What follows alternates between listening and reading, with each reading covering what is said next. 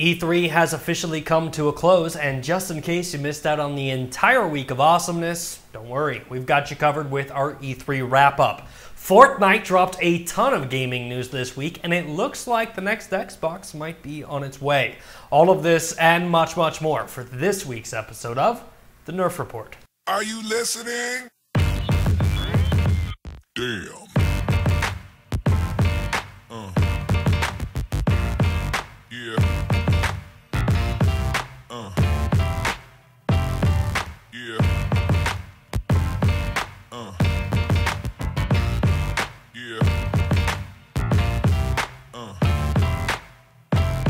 Welcome to the Nerf Report. My name is Bryant Chappel. As you can see, we've got a brand new set. If you've been paying close attention, you know that we've officially hit 500 subscribers. So to say that I am hyped might be a little bit of an understatement. But after a week off of talking about Nerf in the news, let's get into it. And let's start off this week's show by talking about E3. This year's E3 showcased over 3,000 different gaming products. With over 69,000 guests in attendance, this year's show saw some of the gaming industry's biggest announcements, like a brand new Halo game or gameplay footage of the highly anticipated Last of Us 2. E3 is easily the biggest gaming event of the year, and with companies like Nintendo, PlayStation, Microsoft, Bethesda, and Ubisoft all holding press conferences throughout the week, you can get extremely lost in all of the announcements. So I figured I would give you my E3 wrap-up of all of my favorite announcements from this week's show. First up, let's talk about Naughty Dog showing off gameplay footage for The Last of Us 2. Now, The Last of Us is my favorite game of all time, and this brand new trailer that Naughty Dog gave us, it perfectly sums up the emotional roller coaster that this game is going to take you on. Naughty Dog's trailer for The Last of Us 2 gave gamers a look at a grown-up Ellie, who seems to have moved on and settled down following the events of the first game. We also get our first introduction to Dina, Ellie's love interest, and gamers are given a very raw and human moment. And in an instant, we're shown how dark and dangerous the world of The Last of Us still is. Ellie is seen sneaking through the woods, avoiding enemies, and fighting for her life. The game has an improved fighting mechanic that makes interactions with your enemies more fast-paced, raw, and visceral. And after watching this trailer, I think it's extremely clear that The Last of Us 2 is guaranteed to be just as big of an emotional roller coaster as the first game. Software publisher Bethesda also had a killer E3 this year by literally announcing game after game after game. I mean, we're talking about games like Rage 2, Doom Eternal, Elder Scrolls Blades, and Fallout 76 were all shown off during Bethesda's press conference. But Bethesda also spent a lot of time talking about Fallout 76. Fallout 76 will be an online multiplayer version of Fallout, allowing players to build bases, survive, and launch nuclear missiles at other players. The game will also feature new monsters and never-before-seen enemies, like giant frickin' sloths. But that isn't all Bethesda had in store for gamers. Bethesda also introduced Starfield, a new franchise in development for next-gen consoles. And wait for it, Elder Scrolls 6, which will also be debuting on next-gen consoles. And finally, I want to touch on Microsoft, because going into this press conference, all I wanted was for them to justify their existence, to give me a reason to power up my Xbox. And I have to applaud them, because following their press conference, I believe they did just that. Xbox's E3 press conference showcased 50 games, of which included 18 Xbox One exclusives. Exclusive titles like Halo Infinite, Ori 2, Crackdown 3, expansions for Sea of Thieves, Forza Horizon 4, brand new maps for PlayerUnknown Battlegrounds, Sessions, Black Desert, Battletoads, a new Cuphead DLC, Tunic, Gears of War 5, and many more. Microsoft also announced that they have acquired gaming studios Undead Labs, Playground Games, Ninja Theory, and Compulsion Games to create future Xbox exclusive titles. Like I said, E3 is the biggest event of the year for gamers, and this one kept me insanely busy. I think I counted within the first 72 hours of E3, I posted like 31 videos. So if you haven't checked them out, head on over to Facebook, Instagram, and Twitter, and follow The Nerf Report, where you will get more gaming news every single week. You know, having taken last weekend off to cover E3 means that we haven't talked about Fortnite in over 2 weeks. And honestly, I think I'm starting to suffer from Fortnite withdrawal syndromes. Yeah, FWS is a very serious disease and it affects millions around the globe. So we here at the Nerf Report plan on battling this epidemic head on. So let's get ready for your weekly Fortnite fix. Fortnite Weekly Fix. Simply put, Fortnite had a heck of a week. I mean, they started off their week with the first ever Fortnite Pro-Am tournament. The Pro-Am tournament featured one solo tournament and 2 duo matches for the grand prize of $3 million for charity. The duo tournament pitted 50 teams of professional Fortnite players with celebrities ranging from Paul George, Marshmello, Joel McHale, Lil Yachty, and John Heder.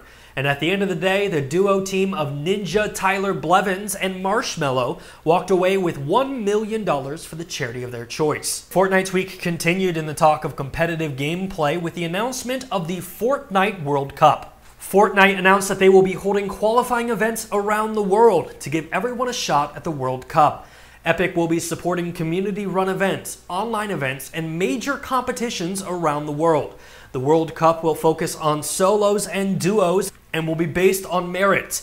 And Epic will not be selling teams or franchises and will not allow third-party leagues to do so either. And finally, for Fortnite's Epic Week, in case you needed a brand new device to play Fortnite on, well, you've got it, because Fortnite is now available for the Nintendo Switch. During Nintendo's E3 Direct, they announced that Fortnite is now available for the Nintendo Switch. It's not 2 months from now, right now. Like, literally boot up your Switch and Fortnite is right there.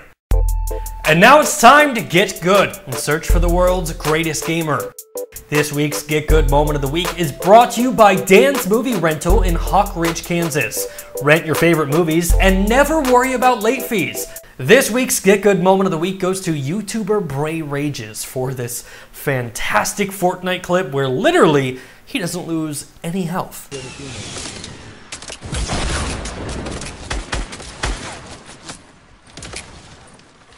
Watch out, watch out.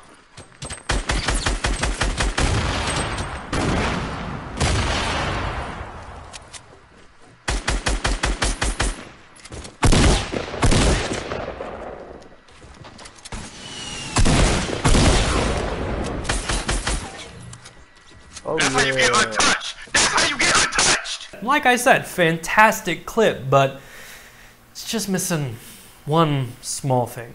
This summer, one man Watch out, watch out. trapped behind enemy lines becomes untouchable. That's how you get untouched. That's how you get untouched. Bray Rages is untouchable. And that is why you, Bray Rages, are the winner of this week's Get Good Moment of the Week. If you'd like to see your gaming clip or highlight featured as the Get Good Moment of the Week, submit them to TheNerfReport@gmail.com. Maybe one of the biggest announcements of this year's E3 was when Phil Spencer took the Microsoft stage and said these words. And of course, our hardware team, the same team that delivered unprecedented performance with Xbox One X, is deep into architecting the next Xbox consoles. Now, this comment was further solidified when Phil Spencer appeared in an interview with Giant Bomb in which he was quoted by saying, But when you sit and look at the Xbox brand, the Xbox line of consoles, and you think about that next thing, what are the things that you look at and go, well, we have to have this? I think frame rate is an area where consoles can do more, just in general. Yeah. When you look at the balance between CPU and GPU in today's consoles, they're a little bit out of whack relative to what's on the PC side. So I think there's work that we can do there. I'm always wishing games would start quicker. A game I'm playing a ton of, State of Decay, it says ready to start, and then I get to sit there and watch it Right. from the title screen, load the install the rest of the game. And why this is important is the Xbox One X is less than a year old, and many of the early adopters paid $500 for that console. So the idea that Microsoft is already working on a next-gen console to replace that is extremely frustrating. Like, there are gamers out there that will make the argument that the Xbox One X hasn't even hit full potential, that games are not maxing out the console, and that's 100% true. But according to Brad Sams over at TheNerfReport.com, he claims that he has the leaked Microsoft hardware plans for the next 2 years. So let's dive into the leaks and fire up the old rumor mill in a brand new Microsoft Xbox segment titled Roses Are Red, Violets Are Blue. Let's get hyped for the Xbox 2.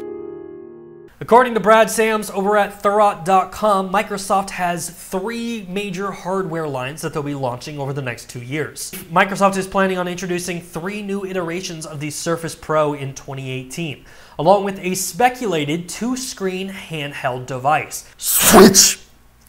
Oh, sorry, man, my allergies are terrible in this new studio. And in 2019, TheNerfReport is speculating that a new version of the HoloLens will be releasing. The speculated HoloLens is codenamed Sydney. The unit will be cheaper, along with being lighter, more comfortable, and having a new custom processor. And finally, in 2020, a new next-gen Xbox codenamed Scarlet is being developed. Early speculation says backwards compatibility and the ability to take your gaming library to future consoles is a high priority. And I'm starting to understand this, that the future of gaming is streaming and cloud-based, and consoles like the PlayStation 5 or the Xbox 2 will have to be designed for that cloud and streaming structure. But why'd you release the X? I mean, it seems like a major middle finger to every single person that supported your console. But either way, that's my opinion. I want to know what you think. What do you think about the new Xbox? Do you think it's too soon? Are you hyped? Let me know what you think in the comment section down below. And finally, we come to the moment that you've all been waiting for, the PlayStation 4 giveaway. After thousands of comments and millions of you liking the videos and subscribing to the channel, we can officially announce the winner of the PlayStation 4. So, drum roll please. The winner of the PlayStation 4 is... Shoot. Sorry guys, that noise of course signifies that we are running out of time and coming close to the end of the show. So in order to cover all of the week's remaining news, we must initiate Nerfed in 60 seconds.